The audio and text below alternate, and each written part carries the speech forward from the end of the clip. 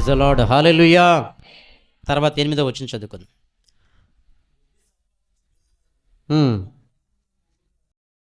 బుద్ధి సంపాదించుకునేవాడు తన ప్రాణమునికి ఉపకారి. చాలండి. బుద్ధి సంపాదించుకున్నవాడు తన ప్రాణమునికంట మేలు చేసిన వాడు అవుతాడంట, ఉపకారం చేసిన వాడు అవుతాడంట. ఎవడు? బుద్ధి సంపాదించుకున్నవాడు. బుద్ధి లేకపోతే మూర్ఖంగా మాట్లాడితే దేని బిడ్డలారా, తన ప్రాణానికి తను అపకారిగా మారిపోతాడంట. ఉపకారి కాదు కానీ తన ప్రాణానికి తనే అపకారిగా మారిపోతాడంట. కాబట్టి దేని బిడ్డ మరొక మాట మనం చూసినట్లయితే 18వ వచనం చదవండి. అందులోనే 18, బుద్ధి వచ్చినది నీ కుమారుని శిక్షింపము. బుద్ధి వచ్చినని నీ కుమారుని శిక్షింపము, అయితే వాడు చావాలని కోరవద్దు. ఏం చేయాలంట? కుమారుని ఏ విధంగా శిక్షించాలంట? బుద్ధి వచ్చునని నీ కుమారుని శిక్షింపుము. 18వ వచనం, బుద్ధి వచ్చిన నీ కుమారుని శిక్షింపుము, అయితే వాడు చావాలని కోరవద్దు. ఇప్పుడు మీరేం చేయాలా? ఫస్ట్ మూలవాక్యాలు ఏం చదువుకున్నాం మనం? సామెతల గ్రంథములో ఏమని చదువుకున్నాం మనం? ఈ సామెతల గ్రంథం చదువుకుంటే యవనస్తులకి జ్ఞానం ఇస్తాడంట, ఇంకా దేవుడు తెలివి ఇస్తాడంట. ఈ సామెతల గ్రంథం చదివితే బుద్ధిని ఇస్తాడంట. కాబట్టి ఇక్కడ దేని బిడ్డలారా, బుద్ధి వచ్చిందని నువ్వేం చేయాలంట? నీ కుమారుని శిక్షించాలంట. ఎలా శిక్షించాలి? ఎంతమంది ఎవరు కొంతమంది చెప్పేవాళ్ళు, వాళ్ళు కుటుంబ ప్రార్థన చేసేటప్పుడంట పిల్లలు గనక కలిసి ఏకీవించి ప్రార్థన చేయకపోతే, లేకపోతే బైబిల్ ఈరోజు ఒక అధ్యాయం చదవకపోతే ఏం చేసేవాళ్ళంటే వాళ్ళ తల్లిదండ్రులు, మీకు ఈరోజు భోజనం లేదురా అని చెప్పేవాళ్ళంట. లేకపోతే ఈరోజు టిఫిన్ లేదు నీకు అని చెప్పి అలా ఏం చేసేవాళ్ళంట? వాళ్ళు కఠినంగా శిక్షించేవాళ్ళంట. ఏమని రాయబడింది ఇక్కడ? 18వ వచనంలో ఏమని రాయబడింది? బుద్ధి వచ్చినని నీ కుమారుని శిక్షింపుము. బుద్ధి వచ్చిన నీ కుమారుని, అయితే వాడు చావాలని కోరవద్దు. అయితే వాడు చావాలని కోరవద్దు. ఇలాంటి పనిష్మెంట్లు మనము ఒక్కోసారి మనం ఇచ్చినప్పుడు దేని బిడ్డలారా, తండ్రి కుమారుని శిక్షిస్తే వాడు ఏమవుతాడంట? జ్ఞానం గలవాడు అవుతాడంట. ఏమవుతాడంటమ్మా? జ్ఞానం కలిగిన వాడు అవుతాడంట. కుమారుని శిక్షించకపోతే దేని బిడ్డలారా, తండ్రి మీద కుమారుడు ఏమవుతాడంట? చెప్పండి, ఆ మాట చెప్పండి. తిరగబడతాడంట. కుమారుడు తండ్రి మీద ఏమవుతాడంట? తిరగబడతాడంట. ప్రైజ్ ది లార్డ్, హల్లెలూయా, హల్లెలూయా. చివరిగా దేని బిడ్డలారా 29వ వచనం చదివామా? 29వ వచనం, అపహాసకులకు తీర్పులను, బుద్ధిహీనుల వీపులకు దెబ్బలు నియమింపబడినవి. అపహాసకులకు తీర్పులను, బుద్ధిహీనుల వీపులకు దెబ్బలను నియమింపబడినవి. ప్రైజ్ ది లార్డ్, హల్లెలూయా. కాబట్టి దీనివల్ల బుద్ధిహీనుల వీపులకని దెబ్బలంట. ఎందుకనంటే వాళ్ళ జ్ఞానం లేదు కాబట్టి, వివేచన లేదు కాబట్టి, తెలివి లేదు కాబట్టి, మూర్ఖంగా ప్రవర్తిస్తారు, అలా మాట్లాడతారు కాబట్టి బుద్ధిహీనుల వీపులకు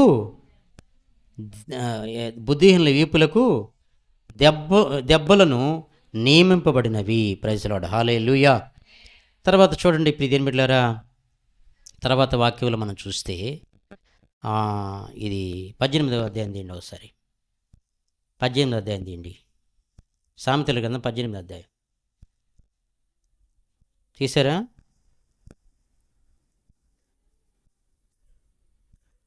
6వ వచనం, బుద్ధిహీనుని పెదవులు కలహమునకు సిద్ధముగానున్నవి, దెబ్బలు కావాలని వాడు కేకలు వేయను. దెబ్బలు కావాలని వాడు 7వ వచనం కూడా చూడండి, బుద్ధిహీను నోరు వానికి నాశనం తెచ్చును, వాని పెదవులు వాని ప్రాణమునకు ఉరి తెచ్చును. వాని ప్రాణమునకు ఉరి తెచ్చును. ఇంకో మాట అండి, 1వ వచనం కూడా ఉంది, 2వ వచనం,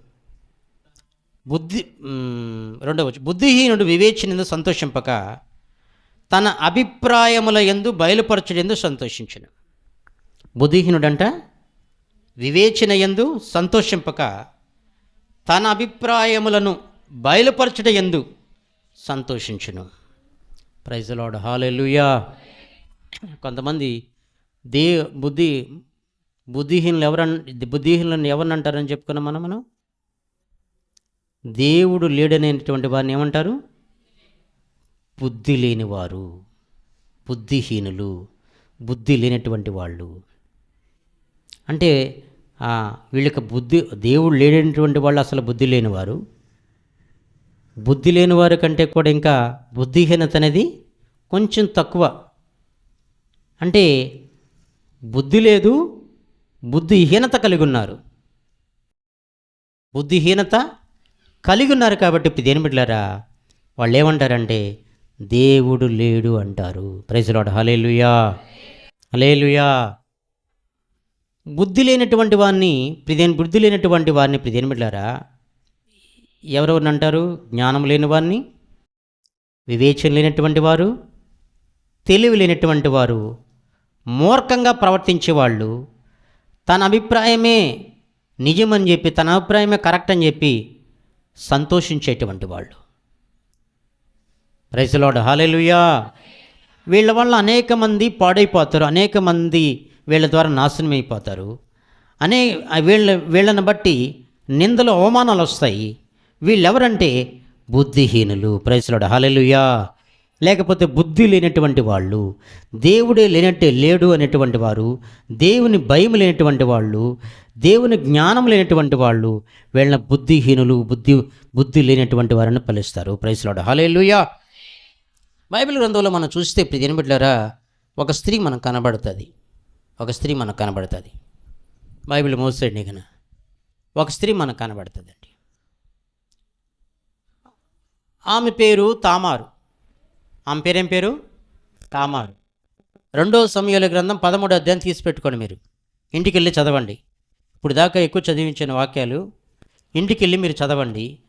2 సమూయేలు గ్రంథం 13వ అధ్యాయంలో మేము కనబడుతుంది. ఇక్కడ 2 సమూయేలు గ్రంథము 13వ అధ్యాయంలో మనం చూస్తే ఆ అధ్యాయం అంతట్లో ఒక శాపగ్రస్తమైనటువంటి జీవితంగా మనకు కనబడుతుంది. ఇక్కడ బైబిల్ మూసేయండి, రాసి పెట్టుకోండి అవసరమైతే. ఇక్కడ తామారు మనకు కనబడుతుంది. ఎవరు కనబడతారండి? తామారు అనేటువంటి వాళ్ళు బైబిల్ గ్రంథంలో 3 కనబడతారు మనకి. ఒక ఆమె యోధా కుమార్తె, ఇంకొక ఆమె దావీదు కుమార్తె, ఇంకొక తామారు మరి అబ్షాలోము కుమార్తె. దావీదుకు అనేక మంది భార్యలు ఉన్నారు. సో దావీదు ప్రియదేని బిడ్డలారా తండ్రి ఒక్కడే కానీ తల్లులు వేరు. ఈ తామారు ప్రియదేని బిడ్డలారా దావీదు కుమార్తె. ఈ తామారు ఎవరు? ఏ తామారు గురించి మాట్లాడుకుంటున్నాం ఇప్పుడు మనం? దావీదు కుమార్తె అయినటువంటి తామారు గురించి మాట్లాడుకున్నాం. తామారు అని అంటే అర్థం ఏంటంటే ఖర్జూరపు చెట్టు అని అర్థం. ఏ చెట్టు అండి? ఖర్జూరపు చెట్టు తామారు అంటే. సో ఈవిడ ప్రియదేని బిడ్డలారా చాలా సుందరవతి. ఈ తామారు చాలా అందగత్తి, చాలా సుందరవతి. అయితే ప్రియదేని బిడ్డలారా ఈ తామారు ఒక జ్ఞానం లేక ప్రవర్తించిందో లేకపోతే వివేచన లేక ప్రవర్తించిందో నాకు తెలియదు, కానీ ఈమె తన తండ్రి చెప్పినటువంటి మాట విని తన వరుసకి సహోదరుడు అన్న కావలసినటువంటి అమ్నోన్ దగ్గరికి వెళ్ళింది. ఎందుకు వెళ్ళిందంటే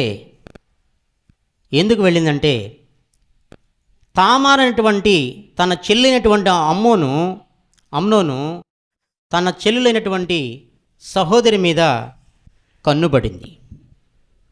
ఏమడింది? కన్నుబడి తామారు అనేటువంటి తన చెల్లులని ఆయన కన్నుబడిన తర్వాత మోహించాడు. ఏం చేశాడండి? మోహించాడు. ఇప్పుడు మోహించినటువంటి వ్యక్తి వరుసకి చెల్లులు కావాలి. ఈయన అమ్నోనేమో అన్న కాబట్టి తండ్రి ఏమొక్కడో తల్లులు వేరు. తండ్రి ఏమో ఒక్కడే, తల్లులు మాత్రం వేరు. చెల్లి మీద అమ్నోను కన్నుబడింది. పడినప్పటి నుంచి ఆయన తన హృదయంలో ఆలోచిస్తున్నాడు.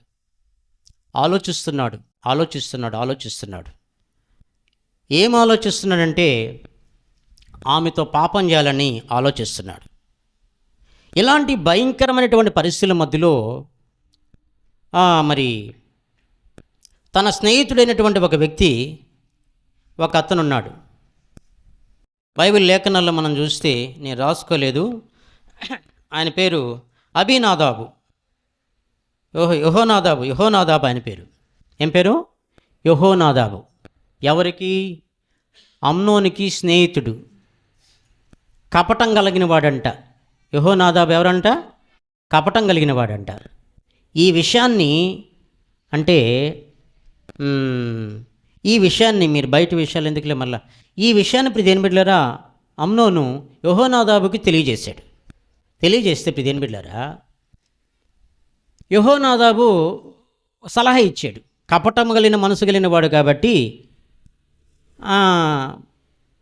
సలహా ఇచ్చాడు. ఏం సలహా ఇచ్చాడంటే, మీ రాజు అయినటువంటి దావీదు మీ నాన్నగారు వచ్చినప్పుడు నిన్ను చూస్తే నాకు బాగలేదు కదా, వచ్చినప్పుడు నువ్వు ముసుగు కప్పుకొని ఇలాగా ఉండు, ఆయన చూసేదానికి నీకు ఆ దగ్గరికి వస్తాడు కదా, వచ్చినప్పుడు నువ్వేం చెప్తావంటే, నా చెల్లి అయినటువంటి తామారు ఉంది కదా, ఆమెని రమ్మని చెప్పండి, నాకు వంటలు చేసి పెట్టద్ది అని చెప్పాడు. సరే అని చెప్పి దావీదు ఇంటికి వెళ్ళి మరి తన కుమార్తె అయినటువంటి తామారుకి చెప్పాడు, మీ అన్నకి ఆరోగ్యం బాగలేదు, నువ్వు వెళ్ళి అతనికి పిండి వంటలు చేసి పెట్టమని చెప్తే, మరి 2 రొట్టెలు చేసి ఆ తర్వాత ఆయనకి తీసుకుని వెళుతుంది. తీసుకుని వెళ్ళిన తర్వాత ప్రియమైన బిడ్డలారా అక్కడ కొంతమంది ఉన్నారు కాబట్టి, పనోళ్ళు లేకపోతే ఆయన సేవకులు మొత్తానికి కొంతమంది పనోళ్ళు ఉన్నారు కాబట్టి, ఆమె తామారు రొట్టెలు తీసుకుని వీళ్ళు అన్నకి ఇస్తే, నా కొద్ది ఇప్పుడు నేను తిన్నాను చెప్పి అంటాడు. అందరిని పంపించేసిన తర్వాత ఇప్పుడు రొట్టెలు తీసుకురమ్మంటాడు. ఏమంటాడు? ఇప్పుడు రొట్టెలు తీసుకురమ్మని చెప్తాడు. తీసుకురమ్మంటే ప్రియమైన బిడ్డలారా ఇప్పుడు నాతో కూడా బైబిల్ లేఖనాలు చదువుకుందాం. ఇలాంటి నేను అందుకే చెప్పాలంటే నా వల్ల కాదు. కొంతమందికి చెప్తా, కొంతమంది టాలెంటు చక్కగా చెప్తారు, నాదంతా వేరే స్టైల్లో వాక్యాలు చెప్తా. మొదటి నుంచి నేను ఇలాంటి చదువుకోవాలంటే నాకు కష్టం కొంచెం. నాదంతా పరిశుద్ధ విశ్వాసం, ఇలాంటి పరిశుద్ధాత్మ, ఇలాంటి మాటలు చెప్తాను. ఈ హిస్టరీ అన్నమాట. కొంతమంది ఈయనకి ఎంతమంది భార్యలు ఉన్నారు, ఈయనకి ఎంతమంది కుమార్తెలు ఉన్నారు, చెల్లెళ్ళు ఉన్నారు, ఇవన్నీ ఉంటాయి దీంట్లో. కాబట్టి చదువుకున్న బైబిల్ లేఖనాలు చదివి మీకు వినిపిస్తాను. 13వ అధ్యాయం చదివి వినిపిస్తాను. 13వ అధ్యాయం అందరూ రండి. 2 సమూయేలు గ్రంథం 13వ అధ్యాయం తీయండి. తర్వాత దావీదు కుమారుడు అబ్షాలోమునకు తామారునొక సుందరవతియగు సహోదరి ఉండగా, దావీదు కుమారుడు అమ్నోను ఆమెను మోహించును. మరలా ఇంటికి వెళ్ళి మీరు చదవండి, నేను త్వరగా చదివి వినిపిస్తాను. నేను ఎక్కువగా వివరించి చెప్పను దీన్ని. తామారు కన్య అయినందున ఆమెను ఏమి చేయవలనో దుర్లభమని అమ్నోను గ్రహించి చింతాక్రాంతుడై తన చెల్లైన తామారును బట్టి చిక్కిపోయిను. ఏంటంటమ్మా? తామారును బట్టి ఏమైపోయాడంట? చిక్కిపోయాడంట. Praise Lord. హల్లెలూయా, హల్లెలూయా. అమ్నోనుకు మిత్రుడు ఒకడుండెను. అతడు దావీదుకు సహోదరుడైన షిమ్యా కుమారుడు. అతని పేరు యెహోనాదాబు బహు కపటం గలవాడు. అతడు రాజకుమారుడు అయిన నీవు నానాటికి చిక్కిపోవుటకు హేతువేమి? సంగతి నాకు తెలియజెప్పవా అని అమ్నోనుతో అనగా, అమ్మోను నా తమ్ముడగు అబ్షాలోము సహోదరి అయిన తామారును నేను మోహించి ఉన్నానని అతనితో చెప్పాను. స్నేహితుడితో చెప్పాడు. ఎందుకని నాటికి ఇలా చిక్కిపోతున్నావంటే స్నేహితుడు అడిగితే ఇలాగ చెప్పాడు, యెహోనాదాబు నీవు రోగువైనట్టు సలహా ఇస్తున్నాడు. చూడు, ఇప్పుడు తన మిత్రుడైనటువంటి యెహోనాదాబు సలహా ఇస్తున్నాడు అమ్నోనికి. ఏమని ఇస్తున్నాడంటే, నీవు రోగువైనట్టు వేషం వేసుకొని నీ మంచం మీద పండుకొని ఉండము. నీ తండ్రి నిన్ను చూచుటకు వచ్చినప్పుడు నీవు నా చెల్లెలైన తామారు చేత సిద్ధపరచబడిన భోజనము నేను భుజించు నేను భుజించినట్లు ఆమె వచ్చి నేను చూచుండగా దాన్ని సిద్ధం చేసి నాకు పెట్టినట్లు సెలవిమ్మని అడుగుమని అతనికి బోధింపగా అమ్నోను పడక మీద పండుకొనెను. అమ్నోను కాయిలా పడినని రాజు అతను చూడవచ్చి, రాజు అంటే ఎవరండి ఇక్కడ? తన తండ్రి అయినటువంటి దావీదు. రాజు అతను చూడవచ్చినప్పుడు అమ్నోను నా చెల్లెలకు తామారు చేతి వంటకము నేను భుజించినట్లు ఆమె వచ్చి నేను చూచుండగా నా కొరకు 2 అప్పములు చేయుటకు సెలవిమ్మని రాజుతో మనవి చేయగా, దావీదు నీ అన్నయ్యకు అమ్నోని ఇంటికి పోయి అతని కొరకు భోజనం సిద్ధం చేయమని తామారు ఇంటికి వర్తమానం పంపాను. తండ్రి పంపాడు కాబట్టి తామారు తన అన్నయ్యకు అమ్నోను ఇంటికి పోయాను.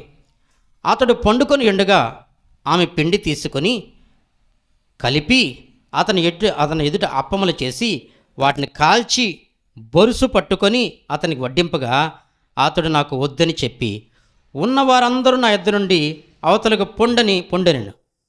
వారందరూ బయటికి పోయిన తర్వాత అమ్నోను నీ చేతి వంటకము నేను భుజించినట్లు దానిని గదిలోనికి తెమ్మనగా తామారు తాను చేసిన అప్పములు తీసుకొని గది లోపలున్న తన అన్నయ్యకు అమ్నోను వద్దకు వచ్చెను. అయితే అతడు భుజింపవలని ఆమె వాటిని తీసుకొని వచ్చినప్పుడు అతడు ఆమెను పట్టుకొని నా చెల్లి రమ్ము నాతో శయనించమని చెప్పగా ఆమె అన్నా నన్ను అవమానపరచకము, ఈలాగు చేయుట ఇజ్రాయేలుకు తగదు, ఇట్టి జారకార్యం నువ్వు చేయవద్దు. నా అవమానము నేనెక్కడ దాచుకుందును? నీవును ఇజ్రాయేల్లో దుర్మార్గుడు వగదు. అయితే ఇందును గూర్చి రాజుతో మాట్లాడము. అతడు నన్ను నీకీయకపోడు అని చెప్పినను అతడు ఆమె మాట వినక ఆమెను బలవంతం చేసి అవమానపరిచి ఆమెతో శయనించెను.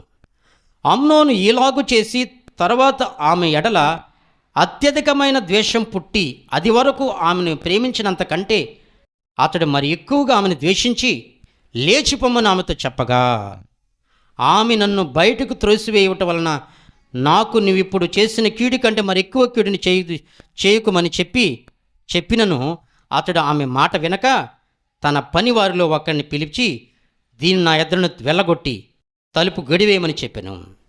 కన్నికలైన రాజకుమార్తెలు వివిధ వర్గములు గల చీరలకు ధరించువారు. ఆమె అట్టి చీర ఒకటి ధరించి ఉండెను. పనివాడు ఆమెని బయటికి వెళ్ళగొట్టి మళ్ళా రాకుండానట్లు తలుపు గడివేసెను.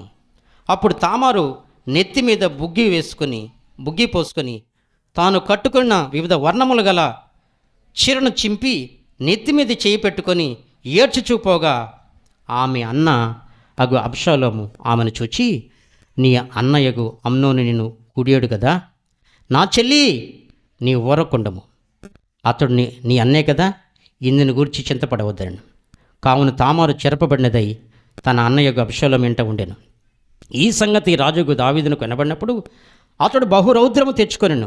తండ్రి బహురౌద్రం తెచ్చుకున్నాడు దావీదు. అబ్షాలోము తన అన్నయ్యకు అమ్నోనుతో మంచి చెడ లేమియు మాట్లాడక ఊరకుండెను. మనసులో పెట్టుకున్నట్టు తొందరపట్టలేదు అబ్షాలోం. జ్ఞానం కలిగి ఏం మాట్లాడలేదు. నీ అన్నయ్య కదానికి నీ కవర్ చేస్తున్నాడు. చెడ్డ ఏమీ మాట్లాడక ఊరకుండెను. కానీ తన సహోదరియగు తామాను బలవంతం చేసినందుకై అతని మీద పగ ఉంచుకున్నాడు. ప్రైజ్ లార్డ్, హల్లెలూయా. ప్రియదేని బిడ్డలారా, ఇలాంటి భయంకరమైనటువంటి కార్యం జరిగింది. ఈ 2వ సమూయేలు గ్రంథం 13వ అధ్యాయంలో మనం చూస్తే తామారు జీవితంలో ఒక శాపగ్రస్తమైనటువంటి పరిస్థితి దాపురించింది తన జీవితంలో. మామూలుగా రాకుమార్తెలు ఎలా ఉంటారు, రాకుమార్తెలు ఎలా ఉంటారంటే, ఒక రాజుగారి కుమార్తె ఎలా ఉంటారు, చాలా హుందాతనంగా, లగ్జరీగా, విలాసవంతమైన జీవితం, భోగాలతో ఉంటారు. సో మంచి చీరలు కట్టుకొని మంచిగా వెళ్ళేది. అయితే ఇప్పుడు ఇదేం బిడ్డలారా, తనకి జ్ఞానం లేకుండా వెళ్ళిందో నాకు తెలియదు కానీ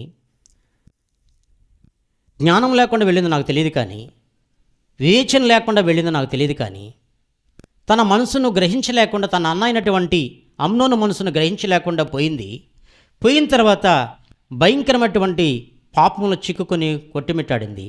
ఫస్ట్ చెల్లి అని పేరుకి పిలుచుకున్నాడు, కానీ తర్వాత దాన్ని నా దగ్గర నుంచి వెళ్ళగొట్టమని చెప్పి ద్వేషించి తన సేవకుల్ని పిలిపించి వెళ్ళగొట్టి గేటేసేయమని చెప్పి ప్రియమిళ్ళారా వెళ్ళగొట్టడం జరిగింది. అయితే ప్రియమిళ్ళారా తన చెల్లినటువంటి తామారు బూడిద పోసుకొని, బుగ్గి పోసుకొని అంటే బూడిద తల మీద పోసుకొని గుడ్డ నెత్తినేసుకొని ఏడ్చుకుంటూ వచ్చి తన అన్నైనటువంటి అబ్షాలోము కనబడింది. అమ్మా, నీ అన్నైనటువంటి అమ్నోను నీకు చెడిపివేశాడు కదా, అయినా కానీ నీ అన్నే కదా అని చెప్పి మౌనంగా ఉండని చెప్పి మంచి చెడు ఏం జరిగిందని తెలియకుండా జ్ఞానం కలిగి అబ్షాలోము మౌనంగా ఉన్నాడు. అయితే ఇప్పుడు బిడ్డలారా దీని విషయంలో తన తండ్రి అయినటువంటి దావీదు బహురౌద్రం గలవాడై ఉన్నాడు, కోపగించుకుని ఉన్నాడు. అయితే అబ్షాలోము మాత్రం పగ ఉంచుకొని ఉన్నాడు. తన సొంత అన్న, తామారికి సొంత అన్న అబ్షాలోము. కానీ ఇక్కడ అమ్నోను మాత్రము తల్లి వేరే, తండ్రి మాత్రం ఒక్కడే.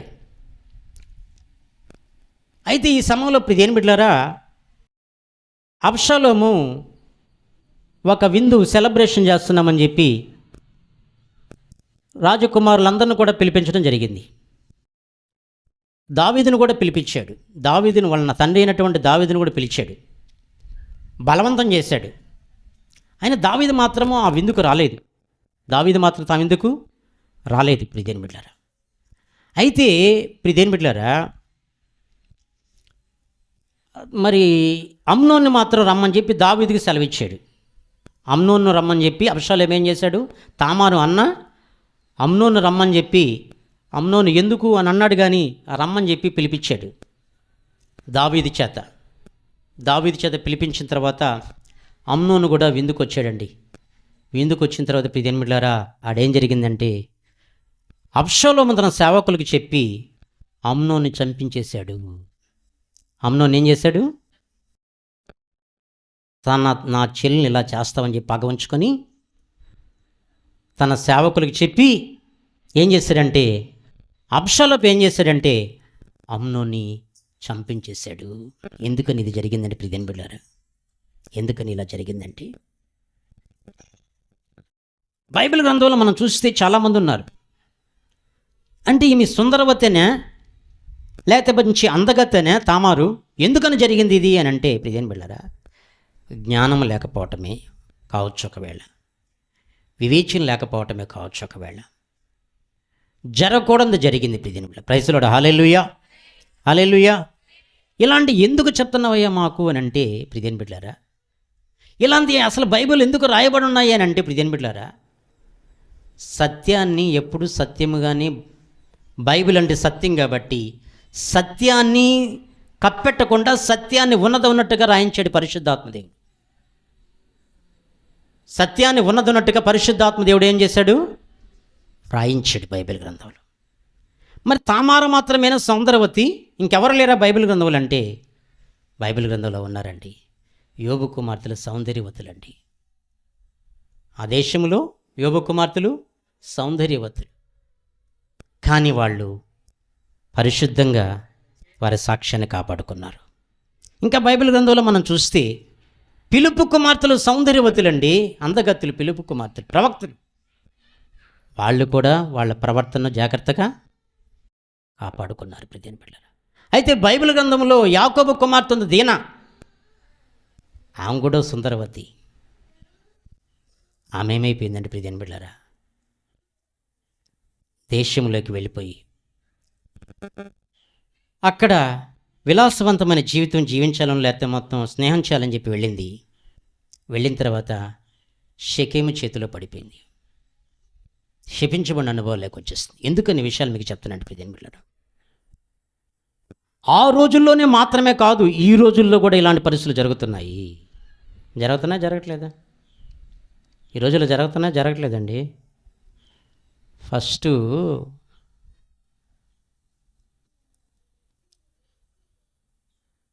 ఇటీవల నేను ఒక యూట్యూబ్ చూశానండి. యూట్యూబ్లో చూస్తే ఒక 14 సంవత్సరాల పాపని ఒక 3 భార్యలు కలిగినటువంటి వ్యక్తి చెడిపివేశాడని నేను చూసినప్పుడు చాలా భయంకరంగా, చాలా దారుణంగా పరిస్థితి బాగలేదని చెప్పి కొంచెం బాధపడ్డాను. ముందు ఫస్ట్ ఆడుకుంటున్నాడంట.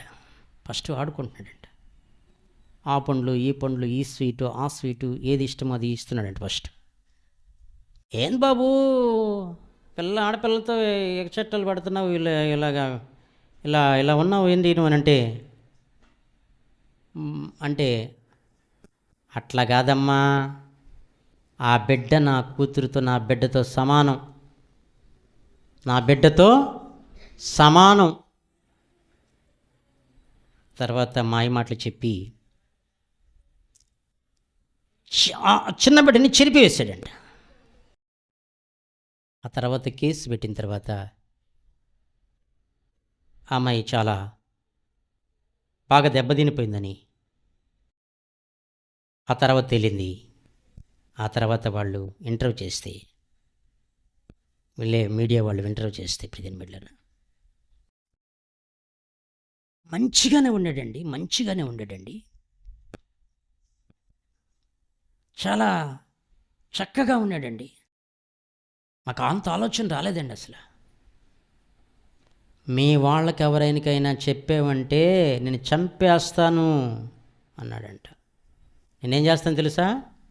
చిన్నబిడ్డని ఏం చెప్పాడంట స్కూల్కి వెళ్ళే పిల్లని, నిన్ను చంపి వేస్తాను లేకపోతానంట. ఫస్ట్ ప్రియమైన బిడ్డలారా, సంఘంలో సండే స్కూల్ కావచ్చు, లేకపోతే దేవుని సేవకులు వాక్యం చెప్పచ్చు, లేకపోతే పాటలు పాడవచ్చు. వాళ్ళ మీద కన్నేస్తాడు సైతానుడు. జాగ్రత్తగా వినండి. Praise Lord. Hallelujah. Sunday school చెప్పేవాళ్ళు కూడా చాలా జాగ్రత్తగా ఉండాలండి. ఈరోజు రాత్రి అంతా ఇక్కడే ఉన్నాను కాబట్టి, శనివారం ఎడిక వచ్చి శనివారం ఇక్కడ జరిపి మళ్ళీ ఆదివారం జరిపి వెళ్తున్నాను కాబట్టి ఈరోజు సండే స్కూల్ జరగకపోతే నాకు ఆలోచన వచ్చింది. దినాల్లో ఒక అమ్మాయిని పెట్టాను. ఆ అమ్మాయి పారిపోయింది. పారిపోయిందని ఇంటికాడ ఉందిలే. సెకండ్ ఇంకో అమ్మాయిని పెట్టాను. ఆ అమ్మాయి కూడా ఇంటికాడ ఉంది. మళ్ళీ ఎవరిని పెట్టలేదు, వాళ్ళే జరుపుకుంటున్నారు. కనబట్టలేదా అనుకున్నానండి. సండే స్కూల్ నడిపించే వాళ్ళని కూడా చిన్న వయసులోనే వాళ్ళకి వాక్యం అనే బీజం వేస్తారు. ఎన్నో కథలు, చాలా లోతైనటువంటి మాటలు వాళ్ళకి చెప్పి, దొంగతనాలు చేయకూడదు నాన్న, సినిమాలు చూడకూడదు నాన్న, ఇలాంటి ఎన్నో చెప్పి వాళ్ళ చిన్న బిడ్డలు వాళ్ళ తల్లిదండ్రులకు పోయి చెప్తారు. వాళ్ళ తల్లిదండ్రులు సినిమాలు చూడొచ్చు ఒకవేళ, చిన్న బిడ్డలు మాత్రం దేని బిడ్డలారా సండే స్కూల్ టీచర్ చెప్పే మాటలు విని వాళ్ళు ఏం చేస్తారంటే వాళ్ళ మనసును తిప్పుకునేదానికి ఇష్టపడతారు, వాళ్ళు నడుచుకునే దానికి ఇష్టపడతారు. ఎందుకంటే వాక్యం అనే బీజం చిన్న వయసులో వాళ్ళకి నాటబడిన తర్వాత ఆ త్రోవ నుండి తొలగిపోయేదానికి ఇష్టపడరు కాబట్టి, ఆ త్రోవలో నడిచేదానికి ఇష్టపడతారు కాబట్టి దేని బిడ్డలారా, ఈ సండే స్కూల్ పిల్లల మీద కూడా సాతానుడు కన్నేస్తాడు. ఆ టీచర్ మీద కూడా పనిచేస్తాడు. Praise the lord. హల్లెలూయా చెప్పండి ఒకసారి. హల్లెలూయా. సాతానుడు మొట్టమొదట ఎవరి మీద కన్నేశాడు? బైబిల్ గ్రంథంలో మొట్టమొదట ఎవరి మీద కన్నేశాడు? దానికంటే ముందు అవ్వ కంటే ముందు ఎవరున్నారు చెప్పండి? అవ్వ ఆదాముల కంటే ఎవరిని దేవుడికి కలుగు చేశాడా? ఎవరున్నారా? దేవదూతలు ఉన్నారు. ఎవరున్నారండి? దేవదూతలు ఉన్నారు. ఒక దేవదూత లూసిఫరు పాటలు పాడే విషయంలో గర్వించాడు. పాటలు చాలా అనుకూలంగా. Praise the lord. హల్లెలూయా. ఒక ఆయన ఉన్నాడండి, ఒక పాటలు పాడే ఆయన, పేరు చెప్పను కానీ పాటలు పాడే ఆయన.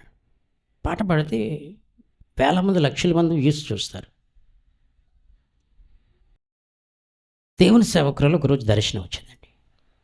దర్శనం వచ్చి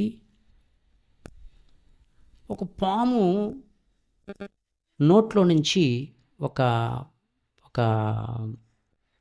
నీరులాగా ఏదో మొత్తానికి ప్రవహిస్తున్నట్టుగా కనపడిందంట.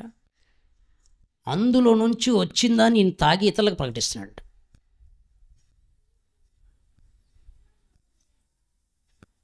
అందులో నుంచి వచ్చింది ఆ పాములో నుంచి వచ్చింది ఆ ప్రవాహం ఈయన తాగిన దాన్ని ఇతరులకు ప్రకటిస్తున్నాడంట.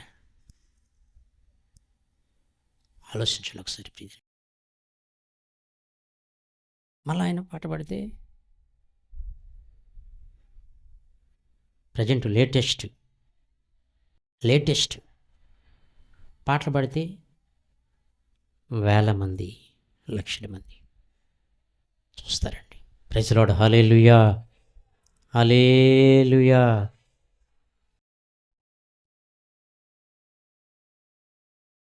ప్రియ బిడ్డలారా, ఇక్కడ తామారు తన జీవితంలో ప్రియ బిడ్డలారా ఈ 13వ అధ్యాయంలో తన జీవితము ఒక శాపగ్రస్తమైన జీవితంగా మారిపోయింది. అమ్నోను ప్రియ బిడ్డలారా ఒక నిమిషము లేదా ఒక 5 నిమిషాలు సంతోషం కొరకు తన జీవితాన్ని నాశనం చేసుకున్నాడు. తన జీవితాన్ని అంతటితో కొలాప్స్ అయిపోయింది. శపించబడిన అనుభవాలకి, శాపగ్రస్తం అనుభవాలకు వచ్చేసింది. కారణం ఏంటంటే బిడ్డలారా, అతనికి జ్ఞానము లేకపోతే వివేచన, ఆమెకి జ్ఞానము లేకపోతే వివేచనాత్మ లేకో, మొత్తానికి తన సౌందర్యాన్ని బట్టో తెలియదు కానీ తన జీవితము ఇక పెళ్ళి లేకుండా అలాగే తన జీవితం ముగించబడిపోయింది. తామారికి పెళ్ళి లేకుండా తన జీవితం అలాగే ముగించబడిపోయింది. అబ్షాలోము ఇంట్లో తన జీవితం అలాగే తన అన్న ఇంట్లో ముగించబడిపోయింది. కాబట్టి ఇప్పుడు నేర్చుకోవాల్సిన విషయం ఏంటంటే బిడ్డలారా, నువ్వు బజారుకి వెళ్ళినా కానీ లేదా ఫంక్షన్కి వెళ్ళినా కానీ, పెళ్ళిళ్ళకి వెళ్ళినా కానీ, స్కూల్కి వెళ్ళినా కానీ, కాలేజీకి వెళ్ళినా కానీ ప్రియమైన బిడ్డ, నీవు జాగ్రత్తగా ఉండాలి. నేను జాగ్రత్తగా ఉండాలి. Praise Lord. Hallelujah, hallelujah. గత రాత్రి చెప్పుకున్నాం మనం, 10 మంది త్రాగుబోతుల మధ్యలో ఉన్నా కానీ ఒక ప్రత్యేకమైన వ్యక్తిగానే ఉండాలి. నేను తాగుబోతుల మధ్యలో అసలు ఉండను, నేను సపరేట్. అసలు మనం ఉండేదే లోకంలో ఉన్నాం. పిల్ల మంచిదిగా, అసలు వాళ్ళ సొంతకేనే బాను, వాళ్ళ మధ్యలో నువ్వు ఎలా ఉండాలని చెప్పాను గత రాత్రి. ఒక తామర పువ్వులాగా బురదలోనే ఉంటుంది. తామర మొక్క బురదను అంటుకోదు, ప్రత్యేకంగా అందరికీ ఆకర్షణీయంగా. తామర పువ్వు బాగుంటుందా, ఉండదా? బాగుంటుంది. వాళ్ళ బురదలోనే ఉంది తామర మొక్క, బురదను అంటుకోకుండా ప్రత్యేకంగా. ఆ విధంగా ప్రియమైన బిడ్డలారా మనము జీవించాలి కడవరి దినాల్లో. Praise Lord. హల్లెలూయా, హల్లెలూయా. యోబుని అంటాడు, యోబు విషయంలో అపవాది అంటాడు, దేవుడు ఏమంటాడు? ఇదిగో కంచి తీసేసా. ఏంటండమ్మా? కంచి తీసేసా. ఇక్కడ ఏమని చేసుకో, ఇకనా ఏమని చేసుకో, కదలడు యోబు, కదలడు. ఇదేం బిడ్డలారా, మన చుట్టూ తల్లిదండ్రులు ఒక బౌండరీగా, ఒక ఫెన్షింగ్ వాల్ లాగా ఉన్నంతసేపు ఒక భక్తి. భార్య లేక భర్తో ఒక కంచిగా ఉన్నప్పుడు ఒక భక్తి. పిల్లలు ఒక కంచిగా తల్లిదండ్రులకు ఉన్నంతసేపు ఒక భక్తి. బయటికి వెళ్ళిన తర్వాత నీ రంగు మార్చేసుకుంటున్నావు. ప్రియదేవుని. Praise Lord. Hallelujah, hallelujah. సరే అంట, పావురం అంట, కాకంట నేను పావురం లాగా ఉండాలనుకుని రంగు వేసుకునిందంట. ఏంటంట? నేను పావురం లాగా ఉండాలని రంగు వేసుకునిందంట. తెల్లగా ఉందంట. అని ఒకసారి వర్షం 3 రోజులు పడిందంట. ఇటీవల 3 రోజులు పడితే ఆ చెట్ల మీద ఉండేలకి ఆ రంగు అంతా ఊడిపోయిందంట, మళ్ళీ నల్లగా వచ్చేసిందండి. మళ్ళా అర్థం ఉందా మీకు? దీన్ని ఏమంటారు తెలుసా? వేషధారణ అంటారు. దీన్ని ఏమంటారండి? వేషధారణ. దేవుడు ఏమని చెప్తున్నాడు? ఏం చెప్తున్నాడు? నేను చెప్పలేను అలాంటి మాటలు. నేను చెప్తే మీ గుండెల్లోకి వెళ్ళిపోయి మళ్ళీ ఆ గుండె గడపరపరుచుకునే అంత ఉంటుంది. ప్రైజ్లార్డ్. హల్లెలూయా, హల్లెలూయా. దేవుడు ఏమంటున్నాడు? వేసినైనా క్షమిస్తాను కానీ వేషధారణ మాత్రం పొరపాటును క్షమించను. నేను వాళ్ళని ఏం చేస్తాను తెలుసా? వాళ్ళ మీద ఉమ్మి వేస్తానంటున్నాడు ఆయన. ఏం వేస్తానంటున్నాడు ఆయన? వాళ్ళ మీద నేను ఉమ్మి వేస్తానంటున్నాడు ఆయన. కాబట్టి ఇప్పుడు దేని బిడ్డలారా, దయచేసి ఎవరి వ్యక్తిగత జీవితం వాళ్ళది. నేను నిన్ను సరిచేస్త లేదు, నన్ను సరిచేసేంత లేదు. అర్థం చేసుకోండి ఒకసారి. ఒక దినం వచ్చినప్పుడు ఎవరు నన్ను కాపాడలేరు, నన్ను ఎవరు కాపాడలేరు. దేవుడు క్షమిస్తాడు, క్షమిస్తాడు. ఒక్కోసారి కోపగించుకుంటే ఏమైపోద్ది నీ జీవితం ఆలోచించు.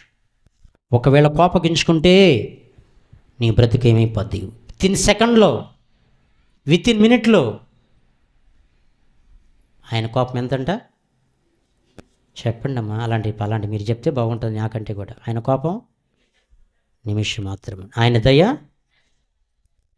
ఆయన కోపగించుకుంటే నిమిషం చాలు నీ జీవితంలో. ఆయన దయ తెలిస్తే ఆయుష్కాలం అంతా. ఆయన కోపగించుకున్నాడు. పిదిని బిడ్డలారా, నువ్వు చేసే పనులు ఎవరికి తెలియదు అనుకుంటున్నావు నువ్వు? దేవుడు నీతోనే మాట్లాడుతున్నాడు. ప్రియ సహోదరి, దేవుడు నీతోనే మాట్లాడుతున్నాడు. ఆయన కోపగించుకుంటే నీకున్న ఆస్తి పాస్తులు సరిపోవు. ఆయన కోపగించుకుంటే నీకున్న బంగారు బ్యాంకీ బ్యాలెన్సులు సరిపోవు. వితిన్ మినిట్లో ఆయన కోపగించుకుంటే నీ జీవితం గల్లాయిత్తు అయిపోద్ది. జాగ్రత్త సుమ. దేవుడు నీతోనే మాట్లాడుతున్నాడు. దేవుడు నిన్ను దర్శిస్తున్నాడు. దర్శించినప్పుడే నువ్వు గనుక నీ మనసును మార్చుకొని అందులోని తొలగిపోయేదానికి ఇష్టపడినట్లయితే దేవుడు మరలా ఆయన దయ ఆయుష్కాలం అంతా ఉంటుందని సెలవిస్తున్నాడు. కాబట్టి నీ మీద కనికరిపడి నీకు ఆయుష్ను పొడిగించి ఆరోగ్యం ఇచ్చి ఆయన కృపలో నిన్ను వర్ధలి చేస్తాడు. Praise the lord. హల్లెలూయా. దేవుడి మాటలు మన వెనుకలో దీవించును గాక. ప్రార్థన చేసుకుందాం. కళ్ళు మూసి ప్రార్థన చేసుకుందాం. స్తోత్రం తండ్రి, పరిశుద్ధుడా, గొప్ప దేవుడా, ఆశ్చర్యకరుడా, మీ నామన స్తుతులు స్తోత్రాలు చెల్లిస్తున్నాను తండ్రి. ప్రభా, ఇంతవరకు నాయనా నీ దాసు మీరు నిలబెట్టుకొని నీ సిలువు చాటును మరుగుపరుచుకొని మా అందరితో మీరు మాట్లాడిన ప్రతి మాటను బట్టి మీ నామన స్తుతులు స్తోత్రాలు చెల్లిస్తున్నాను తండ్రి. ప్రభా, అయ్యా, జ్ఞానము లేని వారిని బుద్ధిహీనుడని అంటారని మాకు తెలియజేశారయ్యా. బుద్ధిహీనుడు తండ్రి దేవుడు లేడని వారి హృదయంలో అనుకుంటారని మాకు తెలియచేశారు అయ్యా. అటువంటి జీవితం అయినా, అటువంటి బుద్ధి లేని హృదయము మా నుంచి దూరంగా వాటన్నిటిని దూరపరిచి ఒక విశేషమైన జ్ఞానంతో, ఆత్మానుసారమైన జ్ఞానంతో మమ్మల్ని అందరిని నింపండి ప్రభా. మీ నామను స్తుతులు స్తోత్రాలు చెల్లిస్తున్నాను తండ్రి. ఆత్మల వివేచనను, ఆత్మలో మెలకును మాకు అనుగ్రహించండి. పైనుండి వచ్చే జ్ఞానము మొట్టమొదటిగా పవిత్రమైనదని మీరు అంటున్నారయ్యా. ఎందుకనగా మీ జ్ఞానంలో పరిశుద్ధత దాగి ఉన్నది ప్రభా. అయ్యా, ఎవరైతే పరలోక సంబంధమైన జ్ఞానమును కలిగి ఉంటారో మొట్టమొదటిగా వారు తన స్థితిని గ్రహించి వాక్యానికి వ్యతిరేకంగా కాకుండా వాళ్ళ జీవితాన్ని సరిచేసుకొని దేవునికి ఇష్టపూర్వకమైన జీవితాన్ని జీవిస్తారని మాకు తెలియచేసినందుకు మీ నామను స్తుతులు స్తోత్రాలు అయ్యా. బుద్ధిహీనుడు ఆలోచన మారు యేసు నామములో దూరపరచబడును గాక. ఒక మంచి జ్ఞానమును మాకందరికి అనుగ్రహించి సంఘంలో ఎట్లు నడిపించబడాలో, ఎలా నడిపించబడాలో, ఎలా మాట్లాడాలో, ఎలా చిక్కుల నుండి ఆపదల నుండి నైనా తొలగించబడాలో అయ్యా ప్రతి విషయంలో జ్ఞానవంతులాగా తప్పించుకొని నైనా మా పరిశుద్ధతను, పవిత్రతను అయినా మా ప్రాణమును కాపాడుకునే అటువంటి కృపను అనుగ్రహించమని ఆయన మీ నామన స్తుతులు స్తోత్రాలు చెల్లిస్తున్నాను. ఇదిగో తండ్రి అయ్యా విన్న నీ బిడ్డలందరినీ దీవించండి అయ్యా. వాక్యాన్ని హృదయంలో నాటి నీరు గట్టి ఫలింప చేసే కృపను అనుగ్రహించండి అయినా. ఇంతవరకు మీరు ముగింపు వరకు మీరే అధ్యక్ష వహించి మీరు మాట్లాడినందుకు మీ నామన స్తుతులు స్తోత్రాలు. ఇంకా జరగబోయే కార్యాలంతట్లో మీరే కృప నుంచి నడిపించమని యేసుక్రీస్తు నామములో అడిగి వేడుకొనుచున్నాను తండ్రి. ఆమేన్, ఆమేన్, ఆమేన్.